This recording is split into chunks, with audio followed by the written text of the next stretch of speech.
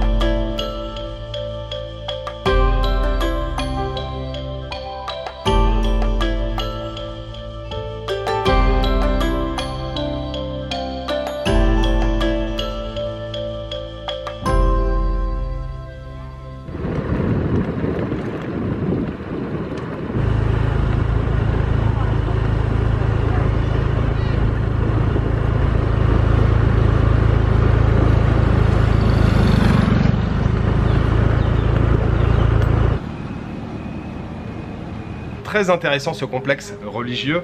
Alors d'abord je vous avais dit Banana Pagoda, non c'est Banana Mountain, ça c'est le surnom que les touristes donnent au site. Peut-être qu'il y a des plantations de bananes un peu plus loin sur la montagne. Tout à l'heure le nom que je vous ai donné c'est le nom d'une des structures qui se trouve sur le site. Mais l'ensemble du site s'appelle Koh Lin Yé. Et oui, très intéressant, très surprenant. Il y a un énorme Bouddha couché, alors pas aussi grand que celui qu'on trouve au sud de Moulamine, mais quand même assez balèze. Et puis après, il y a une espèce de tour avec 4 grands Bouddhas assis autour. Et eux aussi sont quand même assez imposants. Et je suis arrivé ce matin, il y avait quasiment personne. Il y avait des nonnes qui étaient là. Mais voilà, c'était hyper calme. Ouais, on est impressionné par la taille du Bouddha couché et des 4 Bouddhas assis autour. Et donc la tour qui se trouve au centre, on peut accéder à l'intérieur. Il y a à chaque niveau, à chaque étage, des salles avec bien sûr des Bouddhas. Et puis tout en haut, on a une vue à 360 degrés sur la nature, les montagnes tout autour. C'était vraiment chouette là, cette balade. Je viens juste de quitter le site. Je sirote un petit jus de canne, bien sûr. Elle a mis du citron vert avec. C'est vraiment sympa. Et maintenant pour la suite du programme, je vais aller voir la mer. Je vais aller sur la plage dont je vous ai parlé hier. Alors c'est pas à côté, je crois que c'est à peu près 35 km depuis Yé. C'est au sud de Yé. Donc là il faut que je parcours à nouveau les 10 km jusqu'à Yé, puisque je suis parti en direction du nord. 10 km jusqu'à Yé, ensuite 35 km pour accéder à la plage. Je vais prendre le temps tranquille puisqu'il est encore pas très tard. Probablement que je vais m'arrêter sur la route pour manger quelque chose. Et puis voilà, on va tracer la route jusqu'à l'océan.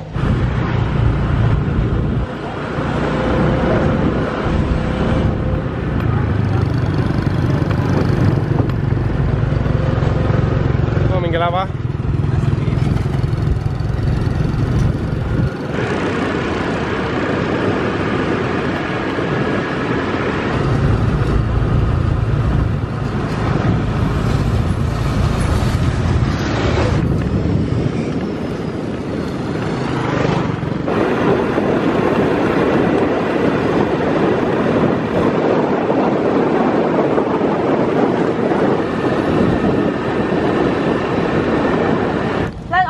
nhà tôi kho nhà đây pe bờ nhà mà chịu tập mà lên đây sắp rồi thì tự số tới nhà con nhà tôi nhà tôi xoay lại hayเป็นmua ở đây bên nào mình nhé đó nhà tôi kho nhà tôi mà xem chạch chạch để tôi cả rồi con nó có phơi mới đây nó mới cái này kia phải lên còn rồi ai răng bầu cả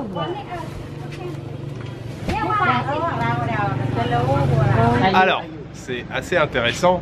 J'ai retraversé la ville de Yé. J'ai fait une dizaine de kilomètres là vers le sud. Je me suis arrêté dans un petit boui, évidemment, pour siroter une boisson. Là, j'ai pris une espèce de Red Bull. Il n'y a que des bouteilles en plastique dans le frigo. Donc, petit Red Bull là en bouteille en verre. Et justement, là à côté, c'est pleine négociation. Il y a une marchande de matelas qui est là avec son mari. En fait, ils viennent de Thaïlande. Ils sont thaïs.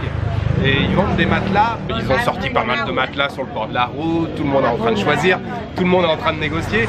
Et du coup au niveau de la langue ça mélange, ici on est dans l'état Mon, alors il y a des gens qui parlent Mon, il y en a qui parlent Thaï, et du coup ils sont en train de voilà, mélanger les langues. Et la petite dame de Thaïlande, elle parle quelques mots d'anglais, on a réussi à échanger ensemble. La langue Mon qui est parlée ici, elle est aussi parlée dans une petite partie de la Thaïlande, justement le long de la frontière. On n'est pas très loin de la Thaïlande ici. Justement les femmes qui sont à côté, elles ont compris que j'étais en train d'expliquer, là elles me regardent, Mon, Thaï. Et oui c'est intéressant la tchatch et puis le thaï. Avec le thaï il y a quelques mots, il y a quelques similitudes parfois avec le khmer, le cambodgien que je comprends un petit peu. Et dès que je suis arrivé, j'ai compris là qu'il parlait pas le birman. Et en fait, elle m'expliquait, elle me dit oui, on parle un peu Mon, un peu thaï. Et visiblement là, le couple thaïlandais, ils ont fait affaire. Et j'ai vu pas mal de matelas partir. 4-5 femmes là qui sont ici, j'imagine qui habitent là dans les maisons juste à côté. Oui, ils ont dû vendre 4 ou 5 matelas. Il y a des grosses liasses de billets qui viennent de s'échanger. Ils ont leur petit camion à côté. Ils se baladent de village en village pour vendre des matelas.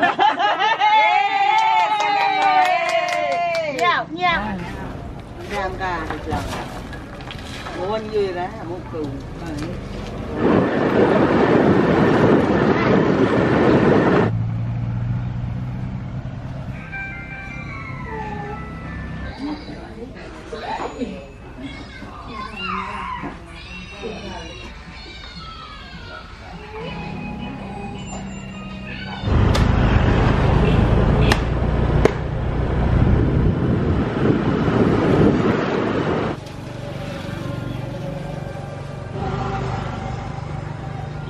Je viens de manger une soupe qui était délicieuse. Alors pour l'instant, depuis que je suis parti d'Yé, je m'arrête dans tous les villages. Oui, je suis encore arrêté. Je suis passé devant ce restaurant, je fais ah, ça a l'air sympa et tout. Alors c'est pas vraiment restaurant, on va dire que c'est entre le boui-boui et le restaurant, c'était ouvert sur la rue. C'était propre, bien tenu, les petites tables, bien petite décoration. En fait, quand je me suis arrêté, c'est là que j'ai vu qu'il y avait aussi le camion des marchands de matelas. Ils étaient arrêtés ici en train de manger. Ils m'ont fait arriver, ah ça va, t'es arrêté là? Bah, je dis ouais, je veux manger un petit bout. Il y avait un menu mais tout en birman. Par contre, il y avait une affiche avec les photos des différents plats. La plus grande photo là, c'était justement ce bol de nouilles. Donc j'ai montré du doigt en disant voilà, je voudrais manger ça. Et c'était franchement très bien. Vraiment très bon, belle surprise. Un bouillon vraiment goûtu, il y avait du lait de coco avec, pas mal de piment, c'était bien relevé. Et puis de la citronnelle à fond. La citronnelle à fond, faut aimer la citronnelle. Moi j'aime beaucoup ça. Vermicelle de riz, quelques morceaux d'oignon. Et puis oui, 2-3 lamelles de bœuf, pas beaucoup, mais 2-3 lamelles de bœuf. Le bol aurait pu être... J'hésitais en fait à en prendre un deuxième, tellement c'était bon. Ça a coûté seulement 1000 kyat, un petit peu plus de 60 centimes pour ce délicieux bol que je veux justement dédier aux tipeurs. Cet excellent bol de nouilles, je voudrais le dédier à Thibaut Ternisien, Jean-Jacques Vaudou et Yanos. Merci à vous trois pour votre soutien, vous assurez grave les gars, merci beaucoup. Là il est quasiment 13h, c'est le moment le plus chaud de la journée et il fait très chaud, hein. Je vous l'ai dit, je crois quand tu arrivais déjà à Moulamine il faisait un peu plus chaud qu'à Rangoon et qu'à Pattaya.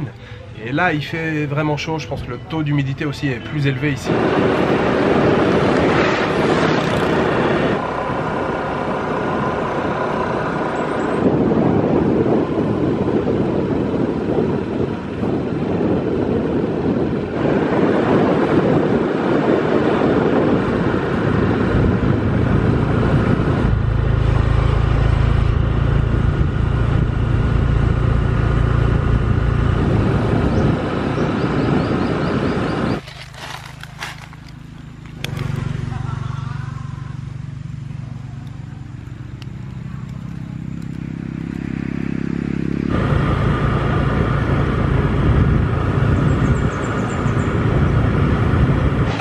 Là-bas, je suis quasiment arrivé à la mer.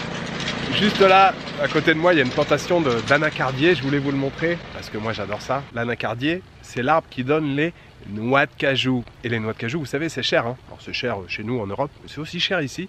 Les noix de cajou, donc ça pousse dans un arbre et il n'y en a pas 50 000 dans un arbre. La noix de cajou, en fait, se trouve à l'extrémité d'un fruit là que je tiens actuellement dans ma main. Donc là, ça doit être le début de la saison. Il n'est pas encore très gros. Ça va grossir et ça devient un fruit jaune qui est assez juteux mais qui n'a pas vraiment de goût. Alors les gamins, par exemple, je sais qu'au Cambodge, les gamins le mangent comme ça, mais ça se vend pas. On en voit très peu sur les étals. Et à l'extrémité de ce fruit, on a la noix de cajou qui est enveloppée dans une coque. Dans la coque qui enveloppe la noix de cajou, il y a une espèce d'acide.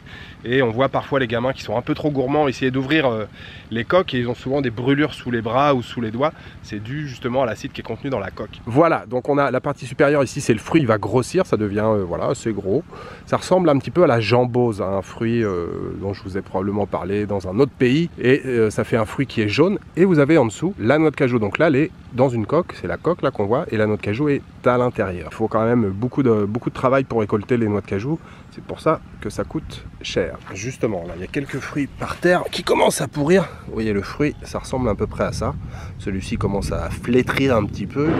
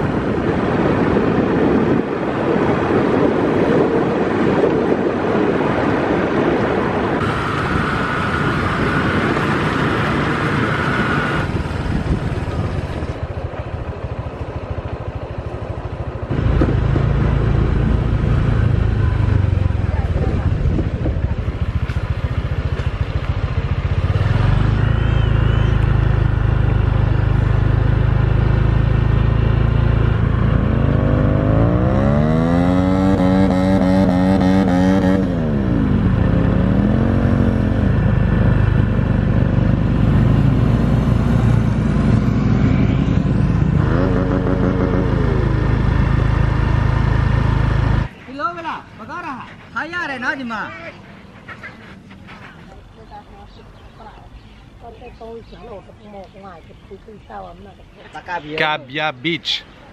Kabia Beach, hein. Kabiawa. Désolé. Kabiawa Beach. Très sympa. Alors, on arrive d'abord sur la côte où là il y a une grande étendue et j'y retournerai tout à l'heure parce que ça avait l'air très chouette. Il n'y a rien vraiment sur le bord de la plage. Il y a 2-3 petits trucs le long de la route, mais il n'y a quasiment personne et ça avait l'air très chouette. Ensuite, on arrive au cœur du village et là c'est la catastrophe. On arrive donc au cœur du village. Voilà, il y a quelques bateaux de pêcheurs et la plage, je ne vais pas dire qu'elle est complètement recouverte, mais il y a pas mal de détritus. Et puis on traverse le village, on arrive sur ce petit bout de plage ici, où là il y a quelques paillotes justement pour s'abriter, siroter, une noix de coco, quelques jus, de la bière. Alors ce n'est pas la plus belle plage du monde, le sable est légèrement grisonnant, marron grisonnant. C'est quand même assez joli, même si là encore une fois il est 2h30 là, donc la lumière est un peu dure comme ça. Petite pagode là ici sur le côté. Et puis oui, plein de petits stands là avec les birmans qui attendent les clients. Alors il n'y a personne là, hein. C'est très calme. Et on peut venir avec la moto hein, sur la plage, il n'y a pas de problème.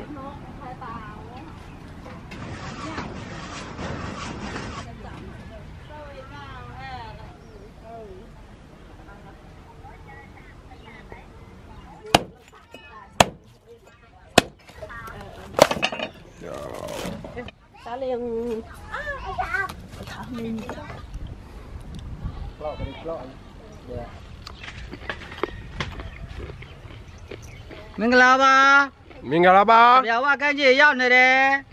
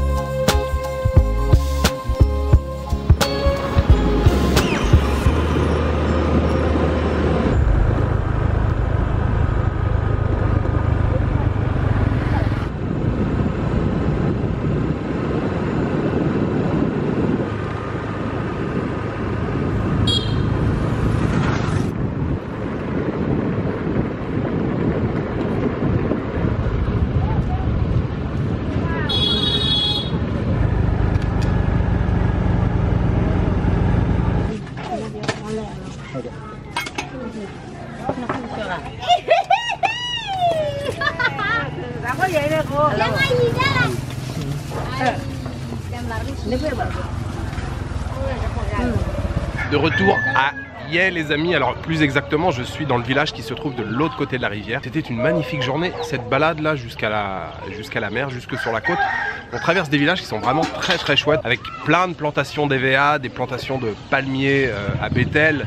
Et oui, la montagne, tout, c'est vraiment très très joli, particulièrement souriant. C'est vrai que tous les villages que j'ai traversés là, les gens ou les enfants, hello, ça va et tout, toujours un grand sourire. Chemin du retour, un petit stand de caoutchouc, vous savez, c'est nouilles mélangées à la main avec pas mal d'ingrédients, un peu d'huile, du piment, de genre de galettes frites un peu croustillant pour apporter du croustillant dans le bol. C'était tellement bon que j'en ai pris un deuxième. C'est des petits bols, vous savez, ça coûte 500 chiat.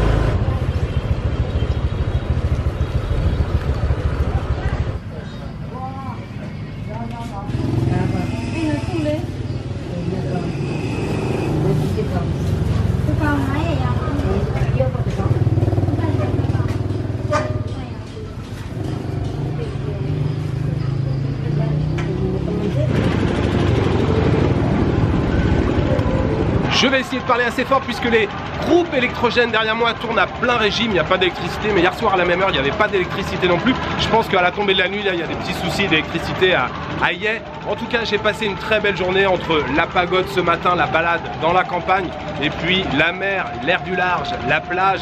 C'était très bien avec cette petite noix de coco là pour commencer ce petit passage sur la plage. Après je me suis pris une petite bière aussi dans un transat bien installé. Je viens à l'instant de dîner dans un petit restaurant, un boui-boui, une échoppe, une gargote, appelez-le comme vous voulez.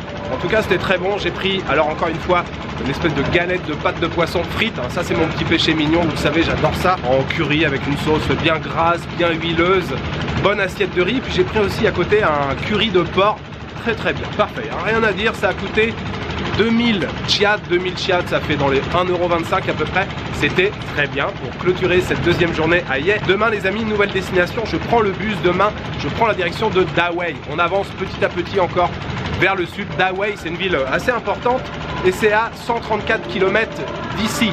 Alors logiquement c'est ce qu'on m'a annoncé, c'est ce que j'ai lu et c'est ce qu'on m'a dit en bas à la réception. J'ai acheté le ticket de bus ici, normalement c'est 4 heures de trajet, donc je décolle à 9h30, logiquement je devrais arriver vers 13h30, mais bon, il y a toujours un petit peu de marge, vous savez comment ça se passe. Normalement, je devrais avoir un petit peu de temps pour explorer demain après-midi la ville de Dawei. Voilà, il me reste juste à vous souhaiter une bonne soirée, une bonne nuit, une bonne après-midi. Je vous donne rendez-vous demain pour une nouvelle journée en Birmanie. Ciao, good night. C'est parti pour une nouvelle journée d'aventure ici. Vous pouvez y aller, très agréable, voilà, d'aventure.